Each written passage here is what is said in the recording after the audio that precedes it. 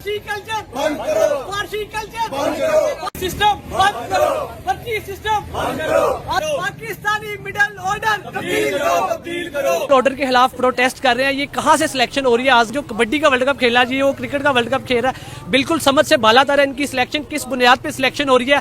ये जी 50 लाख रुपया भी लो और बाबर को ये भी पहनाना पड़ेगा। ठीक है, ये शादाब खान साहब के लिए और ये शहनशाह अफरीदी ये तीनों के लिए होने चाहिए। प्रीमियम फास्ट बॉलर है। बिल्कुल ऐसे उन घटिया प्लेयरों से घटिया प्लेयर हमने जिंदगी में नहीं देखे। यकीन करें, क्रिकेट देखना ही छोड़। हमारे जैसा बंदा ही कोई नहीं है प्लेयर। सर उन जैसा घटिया प्लेयर वाकई कोई नहीं है। इतना गंदा गुप हो ही नहीं सकता कि ओवर में 28 रहता और 2 गेंद 6 रह गए। ले जी, ये पाकिस्तानी टीम हमारी तरफ से आपके लिए गिफ्ट है। ये पहन लो भाई, पहन के आप लोग शायद परफॉर्म कर लो। वैसे आपसे परफॉर्म 3 साल में हमने 4 आईसीसी T20 वर्ल्ड कप खेले हैं। 2023 में 50 ओवर का वर्ल्ड कप कप्तान बाबर आजम और हमारे जो कोच थे वो ग्रांट ब्रैडबर्न। 2024 में T20 वर्ल्ड कप कप्तान Babar Azam, coach Gary Kirsten. 2025 में चैंपियंस ट्रॉफी कप्तान wicketkeeper batter Mohammad Rizwan, coach Aqib Javed और अब 2026 में सलमान अली आगा और हमारे कोच माइक हेसन। हर बार एक ही कहानी लिखी जा रही है और हर बार हमारी टीम जो है वो सेमीफाइनल खेले बगैर पाकिस्तान लौट रही है। तो इस बार जो नाकामी का तौक है वो माइक हेसन के गले में डाल तो दिया गया है। तनकीद तो हो रही है, उनके मंसूबों पर सवाल तो उठ रहे हैं, लेकिन जो मेरे पास इत्तलात हैं वो कहीं जा नहीं रहे। ये जो T20 वर्ल्ड कप के बाद इस्तीफों का सिलसिला शुरू है और जिसका आना चाहिए उसका नहीं आता। इर्द गिर्द के लोग जो हैं उनको, अच्छा मजे की बात ये कि उनको ये कह दिया जाता है कि अच्छा ये पोजीशन छोड़ दे, आपको जाने कहीं नहीं देंगे, इधर से घूम के पिछले दरवाजे से इस पोजीशन में आ जाए, पैसे आपको आते रहेंगे। लेकिन अभी चूंकि मामला गर्म है, मीडिया पे खबरें, फैंस नाराज हैं, हमने टीम को भी फेस सेविंग देनी है, तो ऐसा करें, थोड़ा सा स्टेप बैक करें, पीछे से घूम के इस तरफ को आ जाए, आपकी रोजी रोटी भाई।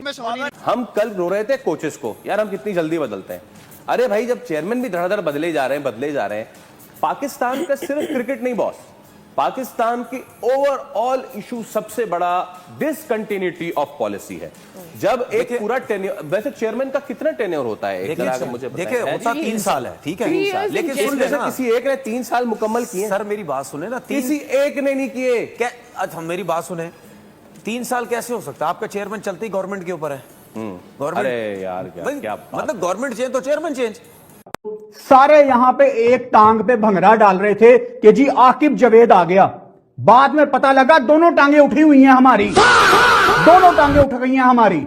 और फिर दोनों टांगे उठने के बाद क्या होता है वो आप जानते हैं। और पाकिस्तानी अवाम भाई रो रही है कि 50 लाख से क्या हो जाएगा, क्या हमारी टीम बेहतर हो जाएगी? हम कहते थे इंडिया के बराबर की टीम है। इंडिया सेमीफाइनल में नथ डाली जा रही है, गोरे आ रहे हैं, काले आ रहे हैं, जो मर्जी उनके आगे आ रहा है वो नथ डाली जा रहे हैं। और हम रो रहे हैं एज यूजुअल। 22 में बाहर हुए रोए, 24 में बाहर हुए रोए, 26 में बाहर हुए, हम फिर रो रहे हैं कि जी हम सिस्टम बदल के रख देंगे। हालांकि यहाँ पे बदलना कुछ भी नहीं है। पाकिस्तान पब्लिक हमारे साथ मौजूद है। एक भाई डंडा पकड़ के खड़े हैं, गजरे पकड़ के खड़े हैं। पाकिस्तानी अवाम से बात, इस डंडे के काबिल हैं वो। बस मैं लास्ट पे यही कहूँ, डंडा मारना है कि डंडा देना है? देना भी और मारना भी है। जो लास्ट वाली प्रेस कॉन्फ्रेंस हुई जिसमें सलमान अली आगा थे, लास्ट वाला सवाल आपने किया था उनसे कैप्टनसी के बारे में, इतना हार्श, मतलब आप थोड़ा इमोशंस जो थे वो थोड़ा ज्यादा हो गया था, लेकिन चूंकि दिल से निकल रहा था कि दिल से सलमान अली आगा ने काफी डिसअपॉइंट किया इस पूरे टूर्नामेंट में, एज अ बैट्समैन भी, एज अ कैप्टन भी। ऑल्दो वो इससे कहीं ज्यादा अच्छा कैप्टन हो सकता था, इससे ज्यादा अच्छा कहीं बेटर हो सकता था। उसने श्रीलंका की सीरीज में जो दम्बुला में हुई थी उसने शो किया था कि वो अडेप्ट कर रहा है T20 क्रिकेट की डिमांड्स को। लेकिन उस तरह उसने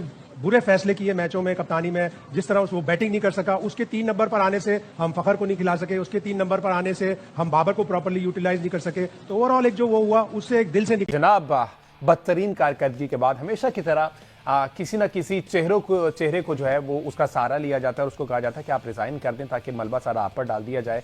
पिछली दफा कोई था, इस दफा कोई है, उससे पहले कोई है, कोई ना कोई एक ऐसा होता है, लेकिन जो असल कसूरवार होता है वो वहीं का वहीं मौजूद रहता है और उसको कोई हिलाने को तैयार नहीं होता। तो अब एक और इस्तीफा सामने आया जनाब इस बदतरीन परफॉर्मेंस के बाद, कारकर्दगी के बाद, और वो है जी सिलेक्शन कमेटी का हिस्सा थे अलीम डार साहब, साबिक अंपायर हैं, उन्होंने जनाब ये इस्तीफा दे दिया। अलीम डार साहब ने इस्तीफा दे दिया, सिलेक्शन कमेटी के रुकन। आपने सिलेक्शन का, वो बहुत बड़ा नाम है मेरे मुल्क का, जिन्होंने मेरे मुल्क की अंपायरिंग में बहुत रिस्पेक्ट रखी। लेकिन अंपायर को जब आपने सिलेक्शन कमेटी का रुकन बनाया था तो बहुत ज्यादा क्रिटिसाइज हुआ था, लेकिन उन्होंने कैरेक्टर तो शो किया, इस्तीफा दिया। यहाँ तो बाकी कोई तैयारी नहीं है। कहानी क्या है, क्योंकि वो कहते हैं कि मैं तो बेबस था। ठीक है, बेबस किसके सामने था? माइक हेसन के सामने बेबस था। और उसके बाद आकिब जावेद साहब जो थे वो उनकी हाँ में हाँ मिलाते हैं, वो खामोश रहते हैं। अब वो उनको क्योंकि पता है कि पैसे आ रहे हैं और अच्छे खासे पैसे आ रहे हैं, तो वो आते रहने चाहिए, इसमें कोई मसला नहीं है, खामोशी से ही काम करते रहना चाहिए। तो बहरहाल अब इस सारी चीज़ों से दिल बर्दाश्त होकर अलीम डार साहब ने इस्तीफा दे दिया। अब इसकी असल कहानी क्या है वो तब थोड़ी देर बाद इसी शो में हम जानेंगे। जनाब ये है हमारे चेयरमैन, ऑब्वियसली इस वक्त मोहसिन नकवी हैं, उससे पहले ज़का अशरफ थे। 2000 मतलब ये तो बहुत ही कम अरसे तक थे, जनवरी से लेके जुलाई तक। ठीक है boss. Pakistan cricket team T20 world cup के बाहर होने के बाद पाकिस्तानी क्रिकेट फैंस जमकर विरोध कर रहे हैं। बाबर आजम का पुतला जला दिया है, वहीं चयन कमेटी को इस्तीफा देने की मांग कर रहे हैं, वहीं साथ साथ परिवार को देखकर खिलाड़ी को चुनना और पर्ची सिस्टम बंद करने की मांग कर रहे हैं। दोस्तों, जिस तरह से पाकिस्तान की टीम क्रिकेट खेल रहा है उसे देखकर पाकिस्तान क्रिकेट फैन में काफ़ी रोष है और जमकर विरोध कर रहा है।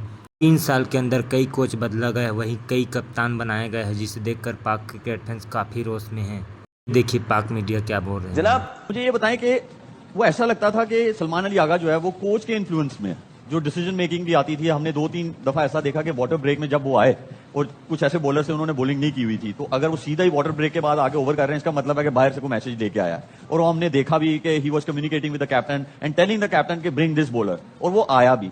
तो आपको लगता है कि इन्फ्लुएंस बहुत ज्यादा था कोच का? बहुत ज्यादा था। उसके कहने पे आप इतने ज्यादा ऑलराउंडर्स खिला रहे थे। माइक हैसन के कहने पे आप गए चेयरमैन साहब के पास और आपने कहा ये जो सिलेक्शन कमेटी है उसने 20 में शादाब और बाबर आजम को नहीं रखा, हमें बाबर आजम चाहिए। माइक हैसन के कहने पर उसमें मुझे बड़ी हैरानी हुई कि माइक हैसन बार बार कहते रहे कि नहीं बाबर आजम स्पिनर पे वीक है, उसका स्ट्राइक रेट अच्छा नहीं है। उसके बावजूद वो गए और सिलेक्शन कमेटी के फैसले को उन्होंने चेंज करवा लिया। अब अलीम डार साहब ने इस्तीफा दिया। क्या ही अच्छा होता कि अलीम डार उसी वक्त अपना पैर जमीन पर मारते कि नहीं मेरी बात अगर नहीं मानोगे और हमने जो सिलेक्शन कमेटी ने टीम दी है वो नहीं मानोगे तो मैं रिजाइन करता हूं। वर्ल्ड कप से पहले ही कर देते तो कौम का भला हो जाता। क्योंकि शायद भाई आप श्रीलंका से आए हैं तो आपके पास ज्यादा चीजें होंगी, तो मैं इसीलिए ज्यादा आप ही से सवाल जो है वो पूछ रहा हूं। आपने बाबर आजम की बात की, उस पर कोच माइक हैसन और जो कैप्टन थे, सिलेक्शन कमेटी नहीं चाहती थी उनको स्क्वाड का हिस्सा वो बनाए, लेकिन सिलेक्शन कमेटी ने एशिया कप से ड्रॉप किया था उसे। जी, तो इन्होंने जो है बोला ये तो समझ आ गई, लेकिन इन्होंने एक और प्लेयर के बारे में बोला था कि ये हमें नहीं चाहिए, लेकिन वो था, वो सिलेक्शन कमेटी ने डाला। कोई आइडिया है वो कौन है प्लेयर?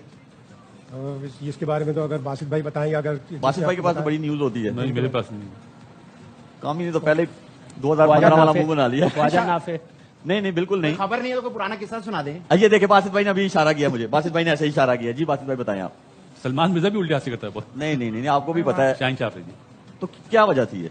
पसंद नापसंद, सीधी सी बात है, कोच की पसंद नापसंद है। आप क्या समझते हैं जो सलमान अली आगा जो फैसले कर रहा है या माइक हसन जो कर रहा है, ये इनके अपने फैसले? देखिए पसंद नापसंद तो समझ आया, पसंद नापसंद है या परफॉर्मेंस पे उसको बोल रहे थे या किसी और कोई मसला और? परफॉर्मेंस पे तो नहीं होता था बाहर वो शाहीन शाह अफरीदी, उसकी आप विकेट्स देख लें T20 में। ऐसे मैच में अगर वो खराब बॉलिंग कर जाता है बात समझ में आती है। ऐसे तो मुझे लगता है कि सबसे ज्यादा ज्यादा हारिस रऊफ के साथ हुई है, उसको होना चाहिए था। हम पहले भी कह रहे थे डेप्थ बॉलिंग मिडल में किसने ओवर वो ठीक है, लेकिन यहाँ पे देखें ये ऐसे है कि गिव एंड टेक हो रहा है कि एक मेरी बात मानो तो हम एक आपकी बात मानेंगे। अगर ऐसे टीमें तो नहीं जीतती, ऐसे तो कॉम्बिनेशन नहीं। बाबर आजम देखें, Babar Azam, Mike Hesson same statement, Salman Ali Agha same statement, कि वो चाहते थे कि हम 4 नंबर पे। मुझे एक बात पता है, कोच को किसने कन्विंस किया कि ये बंदे चाहिए हमें, ये होने चाहिए? ये तो आप बताएंगे। नहीं ना, आपको भी पता है किसने कन्विंस किया होगा, कौन है जिसने ज्यादा? देखिए जब सिलेक्टर्स बैठे हुए हैं, सिलेक्टर्स बैठे हुए हैं जितने और कोच बैठा हुआ है टीम का और कैप्टन बैठा हुआ है, 5-6 तो इवेंट लोग जैसे डिसाइड चल रहे करेंगे हैं ना, पिछले 5-6 इवेंट जैसे चल रहे हैं वैसे ही इस इवेंट को भी चलाया अपनी मर्जी से। जो एक सडन ग्रुप बना वो अभी वो दूर नहीं है क्रिकेट से, वो अपनी मर्जी के फैसले करवा रहे हैं। कोच को भी उन्होंने कन्विंस किया होगा, ये चीजें हुई हैं, ऐसे नहीं हो सकती। अच्छा, इसका हम इस तरफ जा रहे हैं। इन्होंने वो पाकिस्तान के साथ वो खिलवाड़ किया है जो किसी ने नहीं किया। सिलेक्शन में वो देख ले, कोचिंग में देख ले, कोचिंग स्टाफ को देख ले, तो आपको हर जगह आपको यही नजर आएगा कि इनमें वो काबिलियत ही नहीं थी कि ये पाकिस्तान टीम की कोचिंग कर सकते या पाकिस्तान की टीम के कोचिंग।